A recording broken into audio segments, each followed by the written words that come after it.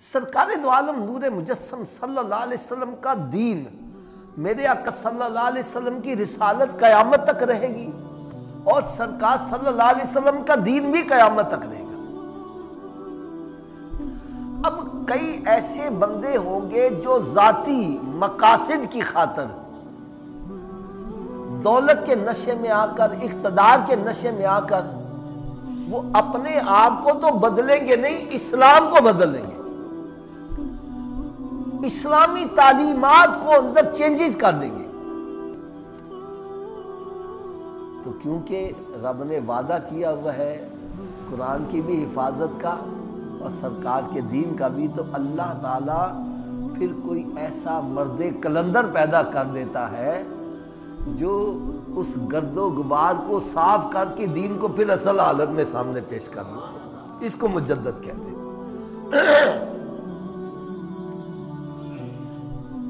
شیخ احمد فاروق سرہندی رحمت اللہ تعالی علیہ، آپ اکبر بادشاہ کے دور میں، اکبر بادشاہ جو تھا اس نے ایک پلان بنایا، نے سوچا میں ہندوستان کے اندر حکمران ہوں اور میرے انڈر مسلمان بھی ہیں، سکھ بھی ہیں، عیسائی بھی ہیں، ہندو بھی ہیں، ان کے آپس میں نظریات جدا جدا ہیں۔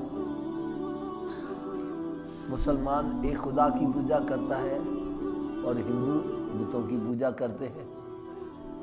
مسلمان مسجد میں جاتا ہے، یہ مندر میں جاتے ہیں، گردوارے میں جاتے ہیں، ایسے ہی ہے نا جی۔ عیسائی جو ہے وہ چرچ میں جاتا ہے۔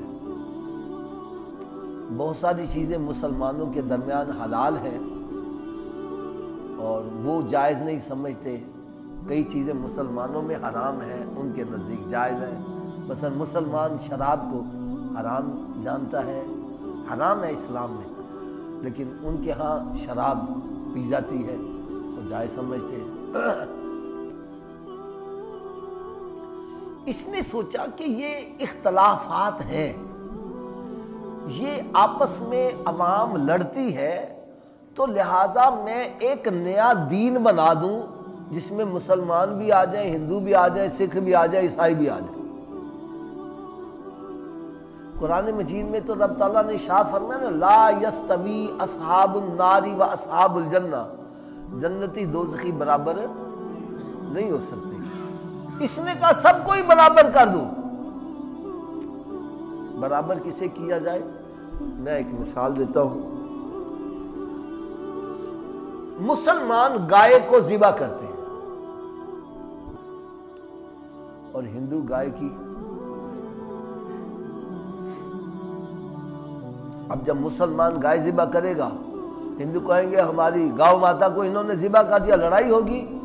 اس نے گائے کے ذبیحے پر پابندی لگا دی کہ گائے کوئی ذبح نہیں کرے گا، ٹھیک ہے۔ اچھا، پھر اس نے دیکھا کہ مسلمان مسجد میں جاتا ہے اور ہندو، سکھ، عیسائی اپنی اپنی عبادت گاہ میں جاتے ہیں۔ اس نے ایک بڑی ساری عبادت گاہ بنائی جس میں کہا سارے ہی آ جاؤ، ہندو بھی آ جاؤ، سکھ بھی آ جاؤ، عیسائی بھی آ جاؤ، سارے مل کے عبادت کرو۔ پھر اس نے دیکھا کہ مسلمان السلام علیکم کہتا ہے، کیا کہتا ہے؟ اور ہندو سرسری کال اور پتہ نہیں کیا کیا کچھ کہتے ہیں، نمستے کوئی کہتا ہے۔ اس نے کہا سب چھوڑو، جو بھی ملے کہو اللہ اکبر، اللہ اکبر۔ اس نے اسلام کی بنیاد کو، اصل اسلام کی روح کو تبدیل کر دیا۔ اس کے ساتھ بندے کچھ ایسے اٹیچ تھے جنہوں نے اس کو مس گائیڈ کیا اور اس نے ایک نیا ہی دین ایجاد کیا جس کا نام رکھ دیا دین الہیہ۔ کیا رکھ دیا؟ دین الہیہ رکھ دیا۔ اس کا مطلب یہ تھا کہ سارے مل جل کے رہیں گے اور میں مزے میں حکومت کرتا رہوں گا، مجھے کوئی میری حکومت کو خطرہ نہیں ہوگا، اگر یہ آپس میں لڑیں گے میری حکومت خطرے میں آ جائے گی۔ اس نے دین کو تبدیل کر کے رکھ دیا۔ یہ میں نے نمونے کے طور پر چند ایک باتیں بتلائیں۔ پھر اس کو کسی نے گائیڈ کیا کہ سجدہ تعظیمی تو بادشاہ ہے، اپنے لیے جائز قرار دے دے، جو بھی تیرے دربار میں آیا کرے پہلے تجھے سجدہ کیا کرے۔ تو سجدے ہونے شروع ہو گئے۔ اب اس کے پاس حکومت بھی تھی، اقتدار بھی تھی، دولت بھی تھی، اب اس کے ساتھ کوئی ٹکر لینے کے لیے تیار نہیں تھا۔ سمجھ گیا نا؟ آپ کو پتہ ہے کہ جب حکومت پاورفل ہوتی ہے تو جو بھی سر اٹھاتا ہے اس کو پکڑ کے جیل میں ڈال دیتے، جو بھی سر اٹھاتا ہے پکڑ کے جیل میں ڈال دیتے ہیں۔ اس نے ایسے کیا، جو بھی سر اٹھاتا اس کو پکڑ کے قتل کروا دیتا یا پکڑ کے جیل میں ڈال دیتا۔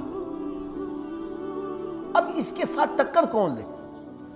اللہ تبارک و تعالیٰ نے ایسے وقت میں حضرت مجدد الفسانی رحمت اللہ تعالیٰ علیہ کو پیدا فرمایا، اور جن کے اندر حضرت عمر فاروق رضی اللہ تعالیٰ عنہ کا خون جن کی رگوں میں دوڑتا تھا، آپ نے بادشاہ کے سامنے کھڑے ہو کر الگ اعلان کہا کہ جنتی دوزخی برابر نہیں ہو سکتے، مسلمان کافر برابر نہیں ہو سکتے، پاک ناپاک برابر نہیں ہو سکتے، تو کون ہے سب کو برابر کرنے والا؟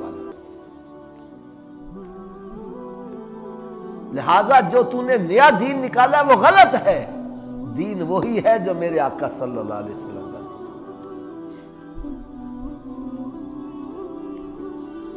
اس نے پھر بڑا ظلم و ستم کیا، اپنے مخالفین کو پکڑ کے جیلوں میں ڈال دیا۔ پھر جب اس کا انتقال ہو گیا، مر گیا، اس کے بعد اس کا بیٹا جہانگیر آیا۔ تو جہانگیر نے بھی اپنے باپ کی لائن اختیار کی، اس نے بھی کوشش کی کہ میں اسی دین الہیہ کو آگے چلاؤں۔ اس نے حضرت مجدد الفسانی رحمت اللہ تعالی علیہ کو فورس کیا کہ یہ بھی میرے آگے سجدہ کرے، میرے دربار میں آئے تو سجدہ کرے۔ یہ اگر مجھے سجدہ کر لیں گے تو باقیوں کے لیے اعتراض کی بات ختم ہو جائے گی، میں کہوں گا مجدد الفسانی نے جب سجدہ کر دیا باقی تم پوچھے کون رہ گئے۔ اس نے ایک میٹنگ بلائی اور مشورہ کیا کہ بھئی مجھے مشورہ دو کہ کس طرح میں ان کو سجدے میں گرا سکتا ہوں، یہ کس طرح مجھے سجدہ کر سکتے ہیں۔ ایک بندے نے مشورہ دیا، کہنے لگا جی یہ کام میں کروا سکتا ہوں آسانی سے۔ کہنے لگا وہ کیسے؟ دیکھو ہماری مسجد میں کمرے میں داخل ہونے کے لیے دروازے ہیں، اب اس کی چوکھٹ اونچی ہے، ہم آرام سے گردن سیدھی رکھ کے ہی اندر آ جاتے ہیں۔ اگر یہ دروازہ نیچا ہو تو پھر کیا کرنا پڑے گا؟ سر جھکا کے آنا پڑے گا۔ وہ کہنے لگا بادشاہ سلامت، میں ایک دربار میں داخل ہونے کے لیے کھڑکی بناتا ہوں جو چھوٹی ہوگی، اور شیخ احمد فاروق سرہندی کو کہیں گے جی اس کھڑکی سے آپ اندر داخل ہو، تو یہ گردن جھکا کر جب اندر داخل ہوں گے تو اس کا گردن جھکانا ہی آپ سجدہ سمجھ لینا۔ آپ کہتے ہیں جی سجدہ مجھے کر دیا، وہ کہنے لگا بالکل چلو ٹھیک ہے، یہ تھوڑا سا جھک بھی جائے تو تب بھی میرے لیے دلیل بن جائے گی۔ لیکن حدیث پاک میں آتا ہے اتقوا بفراست المومن، مومن کی فراست سے ڈرو، یہ اللہ کے نور سے دیکھتا ہے۔ انہوں نے جب وہ کھڑکی بنائی، حضرت مجدد الفسانی رحمت اللہ سمجھ گئے کہ یہ کیا چاہتے ہیں۔ آپ نے کھڑکی میں سے داخل ہوتے وقت اپنے سر کو جھکانے کی بجائے پہلے اپنے قدم اندر کیے اور سر کو سیدھا رکھ کے اندر آ گئے۔ جہانگیر جو تھا وہ سیخ پا ہو گیا۔ اس نے کہا اس نے میرے آگے سر جھکانے کے بجائے پہلے مجھے پاؤں دکھائے ہیں، پکڑو اس کو جیل میں ڈال دو۔ آپ جیل میں گئے، آپ نے جیل کے اندر ہی نیکی کی دعوت دینا شروع کر دی۔ بڑے بڑے جو جرنیل اندر جیلوں کے اندر تھے، انہوں نے آپ نے ان کو ایسی دین کی تبلیغ کی، وہ سارے کے سارے آپ کے مرید ہو گئے۔ اور جیل کے اندر جناب وہ نمازیں پڑھی جا رہی ہیں، دین کا کام ہو رہا ہے، وہ سارے بڑے حیران ہوئے۔ پھر ایک وقت آیا، جہانگیر کی بیٹی کو سرکار صلی اللہ علیہ وسلم نے خواب کے اندر اپنا دیدار کروایا اور دیکھا سرکار صلی اللہ علیہ وسلم ناراض بڑے سخت ہیں۔ وہ رونے لگ پڑی، یا رسول اللہ آپ ہم سے ناراض کس وجہ سے ہیں؟ فرمایا میرا ایک بیٹا تمہاری جیل میں ہے اور مجھے کہتے ہو کہ ناراض کیوں ہو؟ وہ بیدار ہوئی تو وہ کانپنے لگ پڑی اور بڑا روئی اور جا کے جہانگیر سے کہنے لگی اس طرح سرکار صلی اللہ علیہ وسلم بڑے سخت ناراض ہیں، لہٰذا ان کو فوری طور پر رہا کر دو۔ تو جہانگیر نے نا پھر آپ کی رہائی کے آرڈر کیے۔ کیا کیے؟ اور یہ دیکھو کیسے مرد کلندر، اگر ہم میں سے کسی کو سزا مل رہی ہو، اس کو رہائی کا پیغام ملے تو وہ تو چھلانگیں مارتا باہر آتا ہے۔ آپ نے فرمایا میں نے رہائی نہیں لینی، میں نے رہائی قبول نہیں کرنی۔ انہوں نے کہا جی کیوں نہیں کرنی؟ کہنے لگے میرے چند مطالبات ہیں۔ ان کو پتا تھا میرا قلعہ پیچھے مضبوط ہے، ان کو رہا کرنا ہی پڑنا ہے۔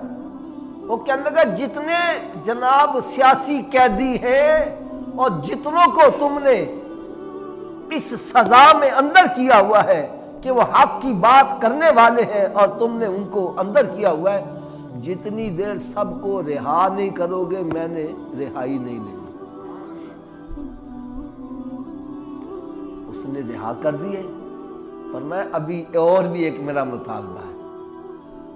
مطالبہ کیا ہے؟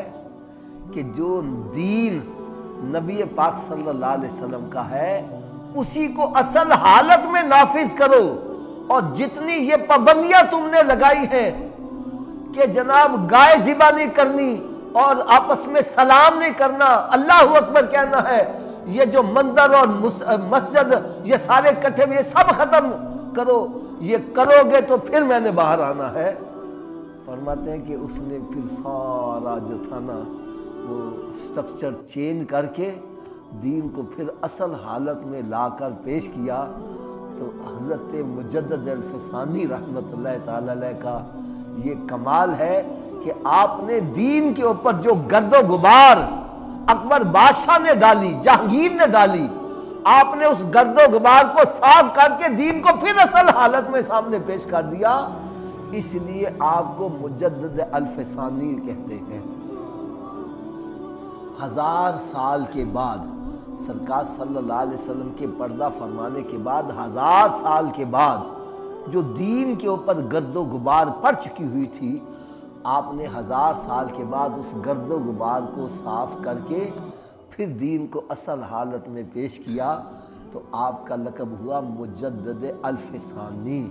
1000 سال کے بعد آپ نے دین کو پھر نئے سرے سے اصل حالت میں سامنے لا کر پیش کر دیا، اس لیے آپ کو مجدد الفسانی کہتے ہیں۔